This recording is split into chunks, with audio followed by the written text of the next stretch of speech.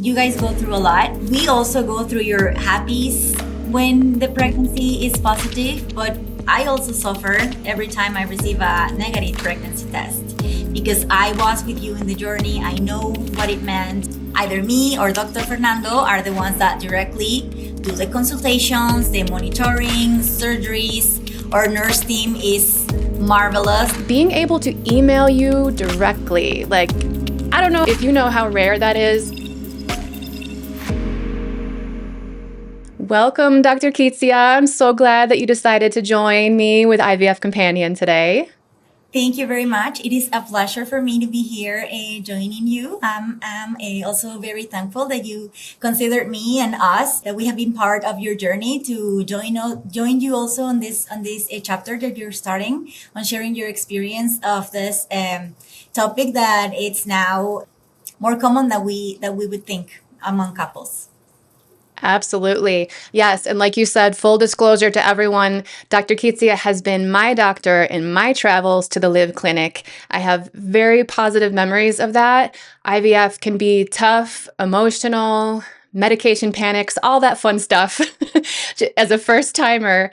But when I developed this channel, I was thinking of you. And so this is good. Let's get into it. So first, let's talk about you. So tell us how you became a reproductive endocrinologist, and then what brought you specifically to the LIV clinic. So ever since I was a med student, I kind of knew that I wanted to work with women. Of course, as a reproductive specialist, I also work with a male partner now. But in the beginning, I was very leaning forward to working with a woman throughout their life. So gynecology was something that I had very clear from the beginning. Then once we started seeing how everything developed, I noticed that there were a lot of cases where patients came in situations like, for example, having had miscarriages, and that maybe as doctors, we didn't have such empathy and didn't sometimes look like more of the things that what caused this miscarriage, and maybe we had it something as very common, like, well, they just came and they lost their baby and next patient. And sometimes as a gynecologist, it's something that you do on the daily basis, and you don't really consider what the patient is going through and why they came here, or if they have been through this before, or if they had been trying for a long time and then unfortunately ended up in this situation. So when I had my first involvement in reproductive medicine, I find it really, really meaningful to be able to accompany the patients before, so that we can know if there's anything implicated that could potentially lead to either having a healthy baby or unfortunately not being able to get to that ultimate goal.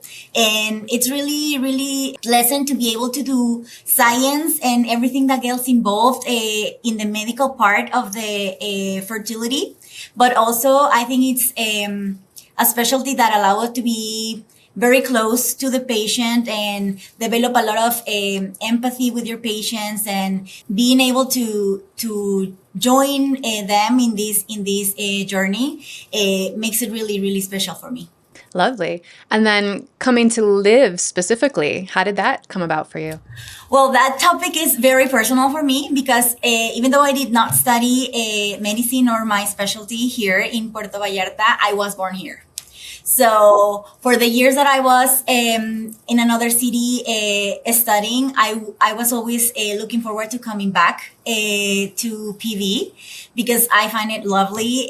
It's a very beautiful city, calm. Even though it's a city now, it's larger than when I left. Still, the vibes is very like a little town. The people is very welcoming. Of course, I have my family here, and when I had my first approach to LIV, I was able to see how they work with their patients, how they get close to them, that I didn't see some of the things that I saw here, I didn't see in other clinics when I get to to work in other clinics, or even I had the opportunity as a student to go see clinics in other countries like Spain. So I really like that. Also being able to work with people from my city and help them.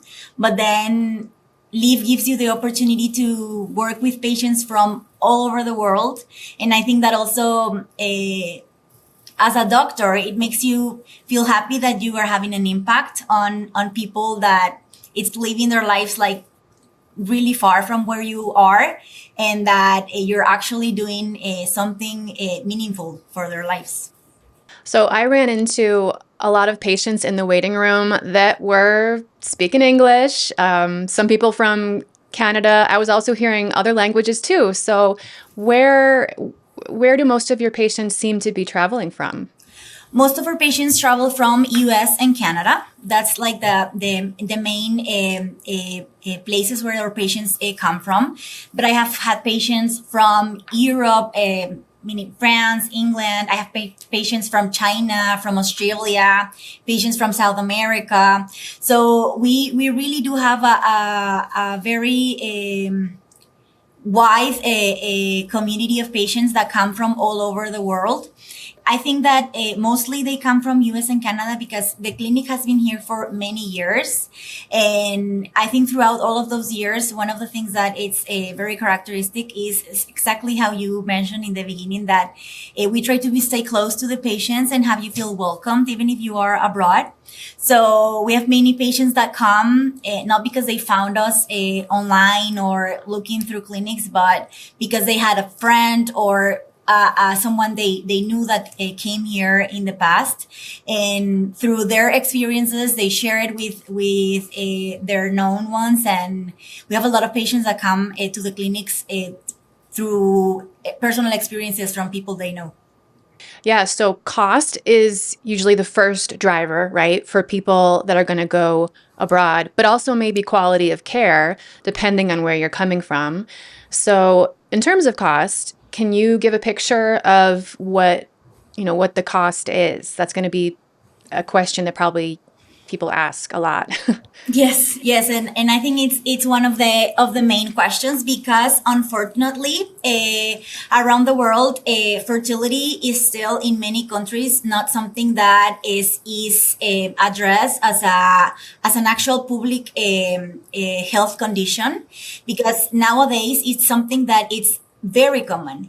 Us as couples or even individuals in these days, we delay our fertility in many cases due to personal reasons, studies. So it's more common that we know than what we know if infertility. But unfortunately for governments and healthcare around the world, in many countries, it's not something that it's still affordable for everybody. So of course, cost is something that it's very important. First of all, I do want to address that even though we can have estimates on what the cost could be, it will be specifically tailored to every patient. So not every patient is going to go through an IVF. Not every patient is going to need ICSI, or not every patient is going to be a candidate for doing genetic testing, or it's going to be needing uterine surgery because we found fibroids or polyps, etc. So, of course, as we learn every couples or patients story, we can add on treatments that could potentially improve the results. But overall, based on what our patients find in their countries, I do believe that the pricing we have here, even though I'm not gonna lie, fertility treatments overall are not cheap, right? But we have costs that go between around $7,200 and above. It will depend essentially on if the age of the patients, their desire to do genetic testing or gender selection, or if they are going to be needing specific medications added because they didn't have a good response before.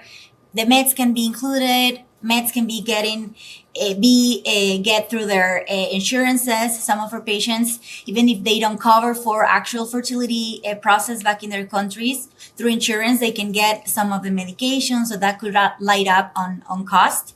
So we always try to make individualized strategies for each patient to try and make it as affordable as possible, even though still something that across the world it's not accessible to everybody. Okay. And you mentioned in there surgery and then specific treatments. It brings to mind something I saw on your website. I haven't even Googled it. So blank slate here. What is the Erickson method that happens at the LIV clinic? So many of the patients that we get here come for a gender selection, either for family balancing or because they know they have a condition that can be inherited and that it's related to, we have medical conditions that can be inherit only for male babies or only for women babies if they are related to sex chromosomes. So we have techniques in the lab that allow us, before we actually perform fertilization, to select through gradients of densities and also motility in the sperm, the ones that are more potentially going to be X or Y chromosomes. So the Erickson works with this densities of gradients and motility in the sperm to separate the sperm. And then we only use the ones that are most likely to be the desired gender to fertilize the eggs from the woman. So that way we can improve the possibilities of a couple getting the desired gender. That is amazing. Yes. Wow. So not everyone does PGT, and we'll talk about that later. So this might allow someone to just get a better chance at the gender that they're hoping that's for. Correct. No technique can be 100% guaranteed. We also have a different type of gender selection that it's the microsort method that uses a laser to sort the sample. Again, based on the amount of genetic material that the laser can sense that the sperm has. So that based on the fact that X's are larger than Y's, we can sort out the sperm that are most likely to be male or female gender. And also we use the sorted sample to perform fertilization. So it is pretty amazing. Wow. Yes. So aside from the wonderful treatments and the high quality of your lab, some things that really stood out to me was the level of support when I was at the LIV clinic. The kindness from the women at the front desk, that is huge. You might, every piece of it is huge. You're walking in there for the first time. You probably just landed the day before or the same day. If you're going to have kindness and care that is absolutely genuine, that was amazing. The Facebook group leading up to it, that is, moderated by someone on the team. Being able to email you directly, I don't know if you know how rare that is in the US. A lot of us are working through portals, writing to different teams. The level of care here it's still good, but I mean, we need to keep our stress lower, And that's what I felt like I was getting at LIV, having that communication where I'm seeing your face every time I come. Mm-hmm. You're doing the monitoring yourself. Again, another thing we take for granted. Help for travel, options from where to stay, just, giving me options for hotels, Airbnbs. The pre-filled injections were also really big because, again, in the States, you might get a box of medications from egg retrieval to embryo transfer, and you dump it all out, and you're like, I don't know, my husband and I need to try to be a chemist and figure this out here, and multiple contacts with the clinic. Okay, so to go home from every visit with a little cooler, pre-filled injections, that was just wonderful. And the team, shout out to the nurse, Carla. I actually met 3 people named Carla, so shout out to all of them. And yeah, so that's my experience. That's part of it. For anyone listening, can you, as the doctor, just walk us through what it looks like to come to LIV as a patient? Yes. So we have a very organized team that I think it's something that we are very proud of. Of course, there's different departments that the patient needs to go through in order to get the full treatment and the full experience. But we all have a very close communication with each other in order to make sure you are always well informed, and also that you feel that we are being your companions in this journey. So essentially, it starts with a journey coordination team that is going to explain about what treatments we offer, and they are trained in being able to identify maybe factors, or knowing, getting to know you guys, and seeing if you've had treatments before. What about your age? Do we know your ovarian reserve or no? Have you tried multiple times? Is this going to be your first approach to infertility? So they talk to you about what we offer as a clinic and what could be the possibilities. And they are also the ones that are going to be in charge that eventually, when you decide to come, going to give you recommendations on where to stay, probably which are the best days to fly back to PV, or knowing that treatments are normally being done in the morning. So try to schedule your flight back later in the day and not very early flights, etc. And all of that of accommodations and recommendations being here. We have had patients that come with their babies, and we also help them with things like, where can I find a nanny if I'm abroad? So we are very involved in making sure you guys feel very welcome, and try to have information for you when you need it. Once you decide to become a patient, then you are going to have a first consultation with Dr. Abigail, which I don't know if you remember her, but she speaks to you about your also history. What are you looking to get from a treatment? Is it you guys are not able to conceive in the past? You guys have babies, but then maybe because of an ectopic pregnancy, you had your tubes removed, or we get to know your story a little bit. And then based on that, we also continue to make recommendations on what could be the best treatment for you. Dr. Abigail has this first consultation with you guys, but stays in very close communication with Dr. Fernando and I, that are the reproductive specialists. So we make recommendations on what could be the best treatment based on what we know firsthand, and also what studies can we ask from you to have more information and be able to better optimize what treatment could be the best result for you guys.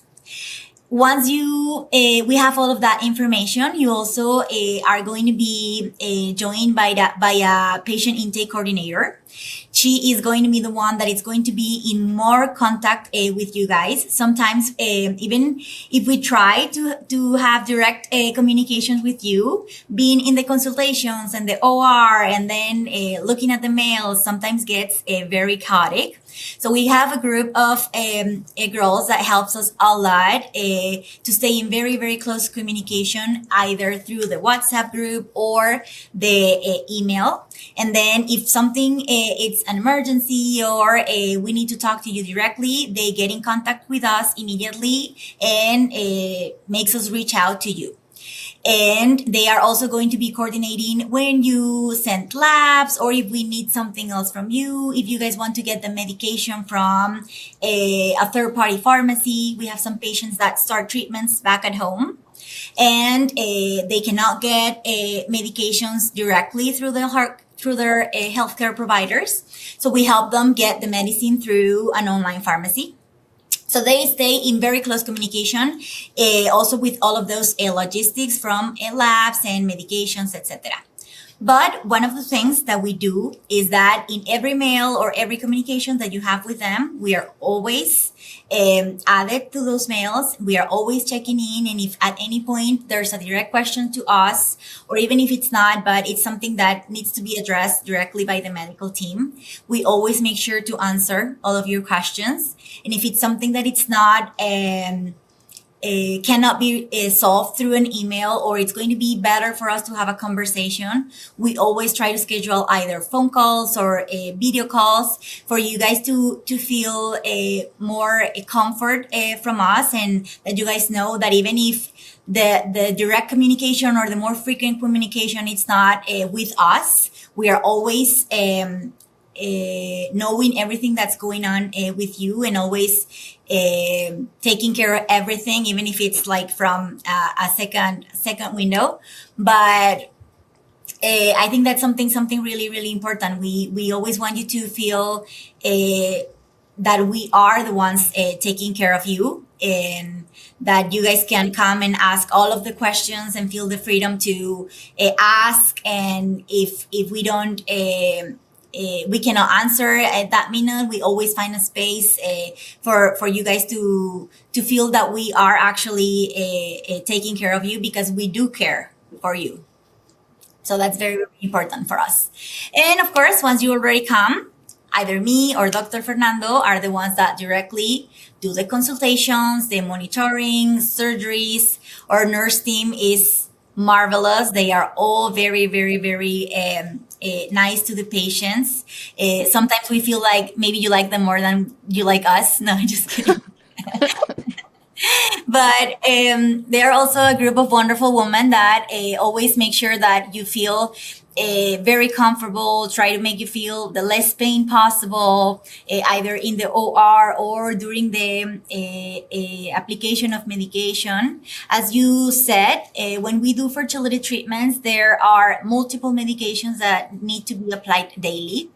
So in most of the cases, in order to make it easier, the companies make the medication in pre-filled vials of larger doses of medication. But then you need to do a daily administration of these medications, and sometimes we have to combine them. So what we try to do in order for it to be less stressful for you guys, making sure you did the right dose. Did I apply the syringe well? Am I going to do it correctly? What if I spill some of the medication? So the nurses prepare the medication beforehand in individual syringes. If there's any medication that can be mixed so that you can spare one injection, we always try to give you the less injections possible so that it's more comfortable for you, because of course, going through the treatment, the emotional, the physical, because you are going to be bloated and feeling the extra pain of having to have 5 injections a day. So we try to minimize as much as possible that. And also on top of that, the stress of knowing if you did apply the correct dose or no. So we always try to do calendars and then label up the medications and daily doses. And also, if you feel comfortable, you take them home in a cooler and then do it daily. But if no, you can always come to the clinic every day, and they are going to be more than happy to help you apply them so that you feel more comfortable doing it. So at every step, we always try to make sure that you feel very welcome, that you feel the less stress possible, because this is a very stressful situation to be in. Being abroad, your family's not around, you're under a treatment, you are getting prepared to do either a surgery for egg retrieval or an embryo transfer, which is probably something that you've never done before. So we always try to make every step the easier way possible, and to reduce as much as we can all of this stress that it's always involved in a fertility treatment. Thank you for that thorough run through. And then what happens when someone goes home after a procedure, egg retrieval, embryo transfer? How do you stay connected from there? All the time, we are connected with them. After an egg retrieval, for example, and fertilization, the lab directly speaks to you guys and gives you daily updates on how the embryos are developing. And we always are monitoring and asking, how's the pain? Has your period come already? When are you guys ready to come back for the transfer? Do you have any complications from the surgery? Of course, we try to minimize as much as possible, and it's a procedure that we do on the daily basis, but no procedure goes out with a risk of complications. So we try to stay involved very close contact with you guys to also give you recommendations on if you're staying here. Of course, we'll bring you right back in to check on you and make sure you're not having any complications. But also, we have many patients that come, do the first part of treatment, and then fly back home right the next day. So we always try to stay in this close communication through the email. So in case that you guys have any symptom that you feel is abnormal, we can give you recommendations on whether it is as simple as I'm constipated and this is a stool softener that you can take to feel better, to this is something that you need to get checked at the emergency room. So it's very important for us that you also feel that we are taking care of you even after you leave. When we do get a positive pregnancy test, we always also do follow-ups on when we recommend scheduling on ultrasounds, or right now you are already at 24 weeks, so have they performed a diabetes test on you, or stuff like that. Our patients are always in communication with us, even if they are already on the part where they achieved a pregnancy and are not looking to coming back soon for a treatment. We're always staying in close communication to know how the pregnancy is developing, and of course eventually when the baby comes to their families, and we are always happy to get updates from you guys also.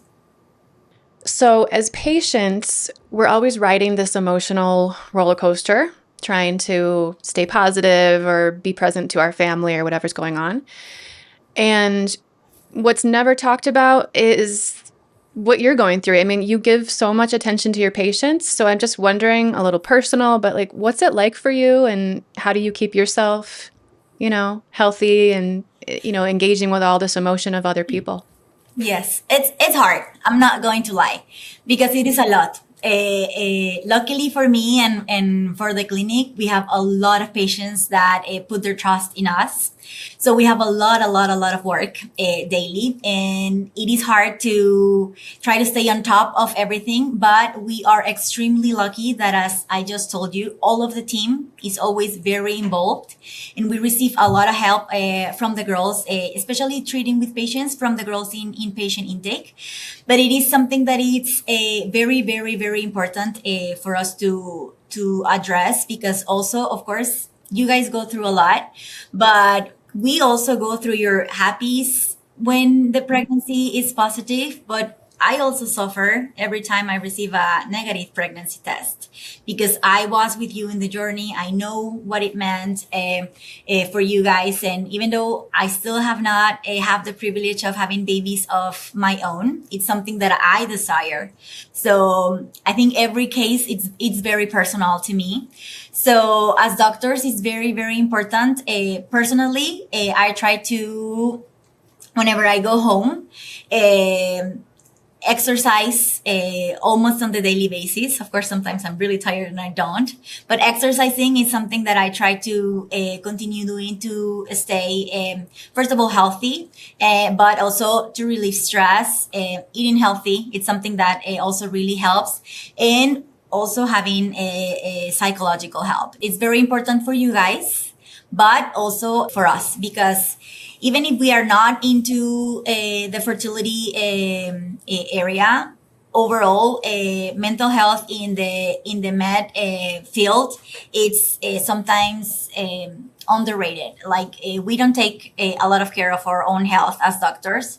We take care of our patients most of the time, and we don't eat, we don't sleep, we don't exercise. We eat whatever's on our hand in a minute. So now that I have the opportunity of doing my own practice, it's something that I have try to focus a lot on staying as healthy as possible, both physically and emotionally, because overall that helps me come in every day with a smile on my face and trying to stay positive for you guys, because of course, I always want to have the best outcome, but even when we don't, I still need to have the strength to be able to be there for you guys and try to look for what can come next. What else can we do? Let's read something and find if anyone else in the world has had a case similar to this one, and what can be done differently for us to get a different result. So you're doing the healthy things that you recommend to us so you can be with us in the best way. That's correct. Great. I try my best.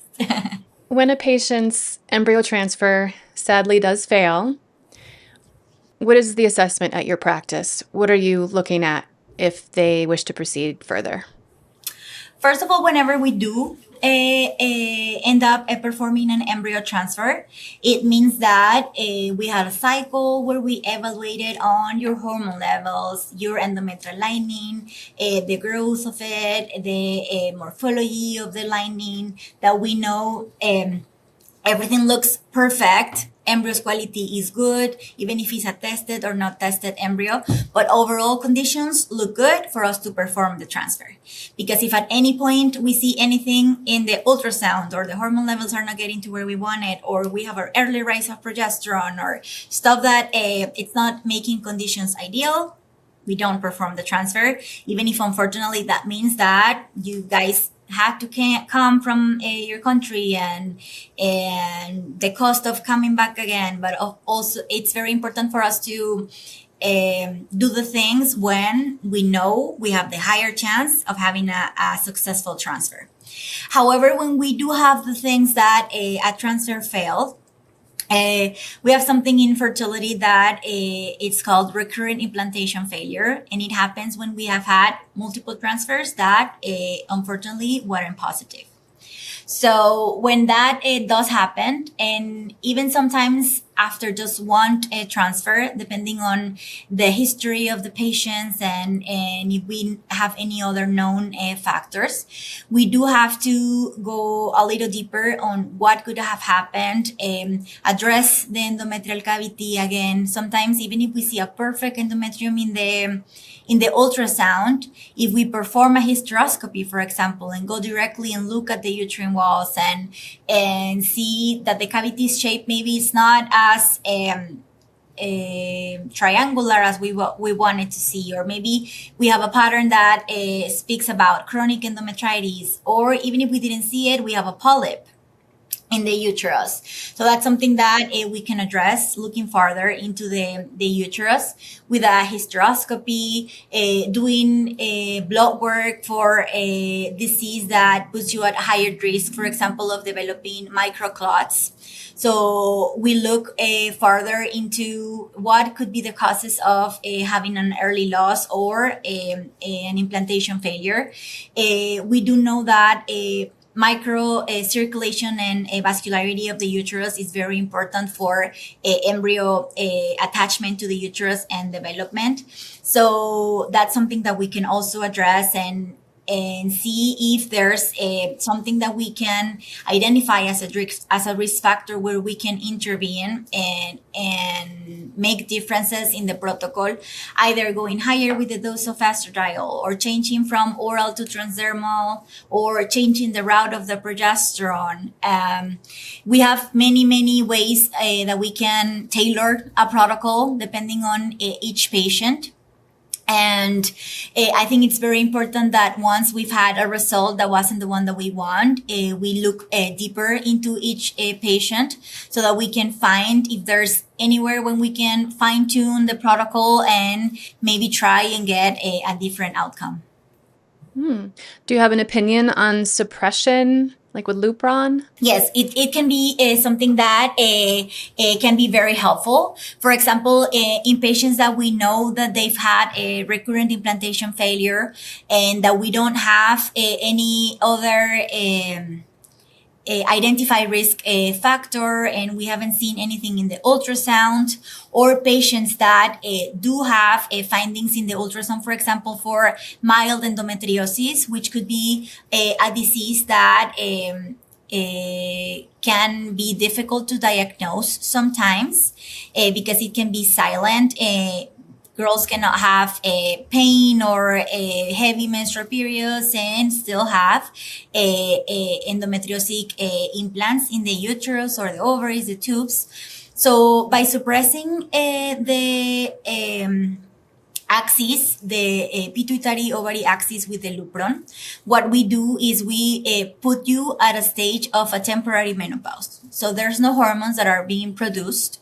And we have seen that when we have this type of pathology, like endometriosis, for example, or others that are related to inflammation inside the pelvis, by cutting the menstrual cycles with medications, for example, like Lupron, we can give the pelvis like a rest period where they are not exposed to this inflammation, and we could have a better results doing another transfer.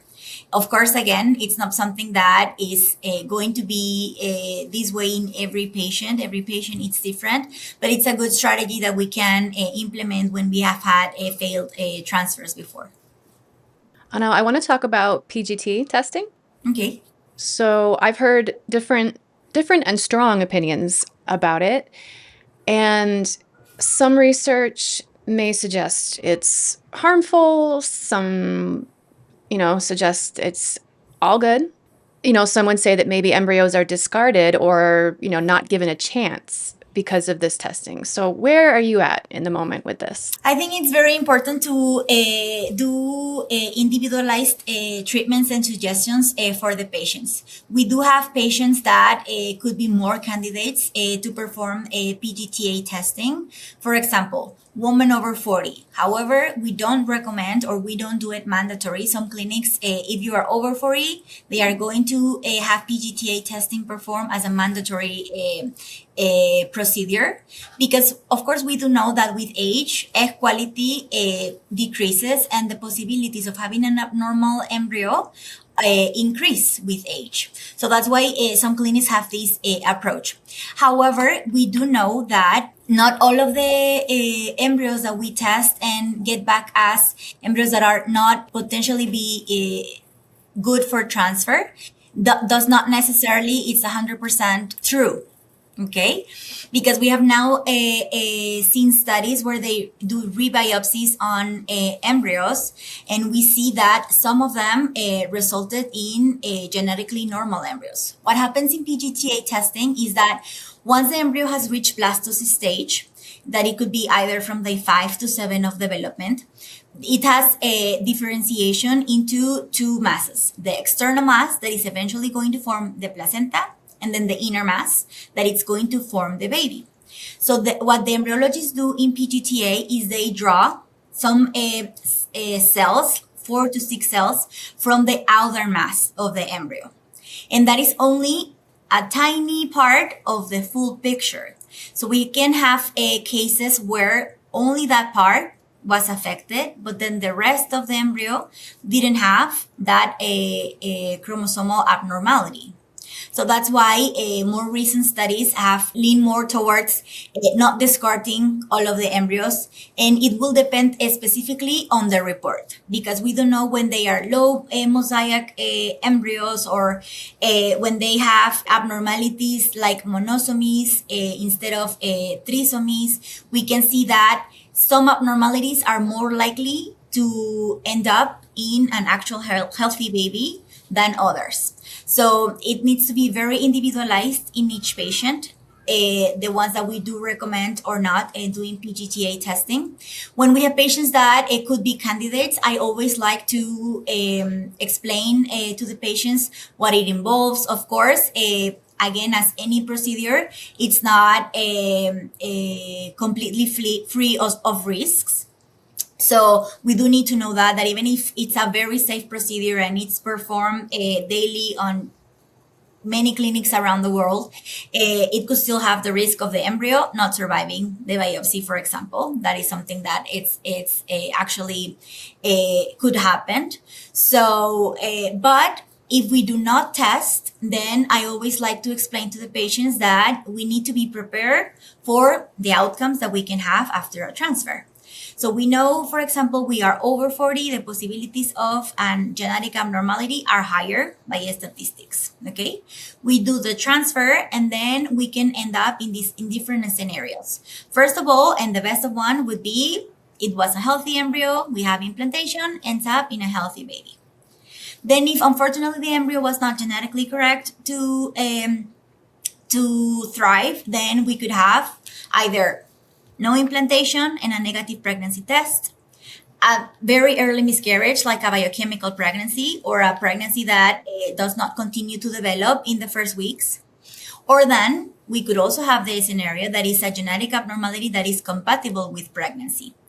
And we have other tools that we can implement, like doing a non-invasive prenatal test around 10 weeks of pregnancy that could give us very accurate also information about the genetic status of the baby. Or also ultrasound that is performed in around 11 to 13.6 weeks of pregnancy, where we can look for markers in the baby that could tell us if it's at a higher risk of having a chromosomal abnormality. Of course, at this stage, if we end up knowing that we have a chromosomal abnormalities that is compatible with life, then is where we could have, of course, a personal and ethical situation where we would need to decide. That's a very, very personal decision to each patient and couple to continue forward with the pregnancy, or unfortunately having to end the pregnancy at that point. So I always like to be very open about these to the patients and make the decision that it's going to eventually make them feel more comfortable. We have patients that are not willing to get to this stage that we just discussed because just for their peace of mind, their religion, their ethical point, they don't want to have a pregnancy and find out later that maybe it was not genetically correct. So then we go through the PGTA testing. But if we know that these are the possibilities, then we can take the route of not testing, not putting the embryos through that risk, and just giving them the chance of having implantation. I'm going to be going back and taking notes when I'm editing this, for real. And also, I can really feel your heart as you describe these things. You're probably thinking of cases that you've worked with and really being present to these people. So that's correct. Very honorable. Yes. Thank you very much. Are there any things that are standard practice at US or Canada or other clinics that you would want to maybe gently push back on? Like, we don't do that here at LIV, or we do that differently? I think one of the biggest ones, and one of the reasons also we have many patients come here, is just saying no to a patient because of their age, for example, or a low AMH level. Sometimes we have patients that even if they're younger than 40 years old, if they have a very low ovarian reserve, they would just go and suggest directly go through a ectonation. And even though, again, we always are very, very honest with our patients, and we know that the possibilities are low, or that if we are over 40, the possibilities of either needing multiple cycles to have a good amount of eggs and embryos to end up having one healthy baby, or maybe starting on stimulation and unfortunately the body didn't have the receptors to continue, and we don't have mature eggs in the end of the cycle. It's something that can happen, and it can happen also in women young and that have a good ovarian reserve. We can start medication and we have no response. And I think many clinics in the US, if, for example, you are over 40 years old, they would just close the doors and tell you you're not a candidate to use your own eggs, go directly through ectonation. And I believe as long as we have follicles and your hormonal levels are not at a level that we can know you're already at a menopause stage, giving you the opportunity to try. I have had patients that we have had successful treatments over 40, and that they were given no hope back at their home. So there's a lot of science involved in reproductive medicine, but I think it's also very important to know that we are working with people, and that just closing the doors on them due to age, and we don't know what's their story, why they waited so long, or young patients that didn't know that they have a low ovarian reserve in the past, and just giving the opportunity to either get a successful treatment, which is eventually, of course, our goal, or at least knowing that we did everything in our capability to try and achieve their goal before just discarding a patient through some of those things like age, for example. That would be some of the things that I think we do, that we have a lot of patients that come to the clinic due to that reason. And then with treatments also, I think it's something that we just need to continue to stay and do individualized treatments. We have clinics that they just do same protocol in all of the patients and use the same medication. And then if you go through a second round, they would just give you the same medication again. And we do know now that even if we're doing FSH and LH all of the time, because those are the hormones that need to grow the follicles, we can use different combinations, different doses, doing add-ons on the treatment. That, of course, in many of them, we're still at a debate, because we have studies that say they do work, we have studies that say they don't work. But I think it's very important that again, we fine tune everything and look for things that we can add or do differently based on the results that the patients have had in the past. So I think that is one of the most important things, to continue and have individualized treatments for everybody.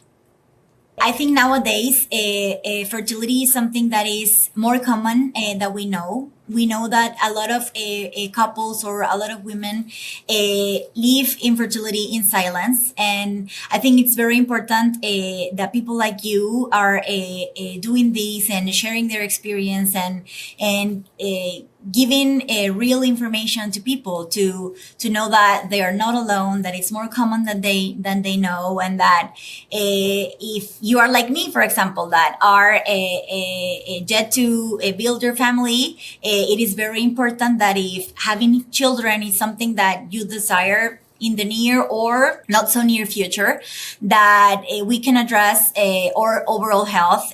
We live in a world that has a lot of pollution and microplastics, and we are exposed to a lot of chemicals, even if we don't know, that could affect the future of our plans for a family, for example. So just encourage people to stay as healthy as possible, exercise, have a healthy diet, and have a checkup for your fertility, because I think it's very important, even if we're not planning to have children in the near future. If it's something that we do want to do, that we don't need to be ashamed of, even if I'm a single woman and not planning to be pregnant soon, knowing at what stage my body is right now, how are my hormones, is there anything that I need to do or address in order for me to have better possibilities in the future. Just know that infertility is a healthcare problem, a public health problem, and that it's not a topic that we need to be ashamed. It's a topic that needs to be talked about more frequently. And I'm really happy to know that it is being done around the world, but that we don't need to be ashamed of it, and that we have a lot of medical advances that can help patients to eventually fulfill their dreams.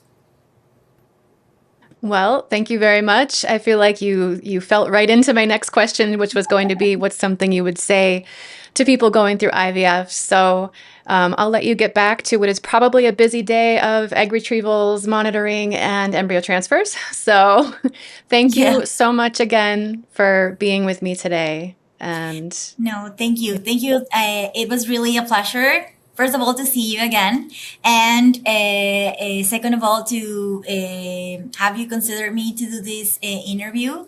It's been an absolute pleasure, and of course, again, for you and anybody who is on this journey, know that we are here, LIV Fertility in Puerto Vallarta, and that we are always with our arms open to welcome you guys and make you feel at home, even if it's a little farther.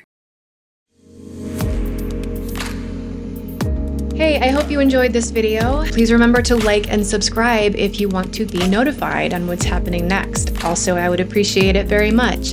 Look below for a link to a free packing list that I designed for anyone going to IVF in another country. please, I promise that it'll be helpful, and I look for feedback on how have you tailored it to yourself. Another link is there to join the mailing list for IVF Companions so I can keep you updated and hopefully send you an invite to our forthcoming community in Circle. Thank you.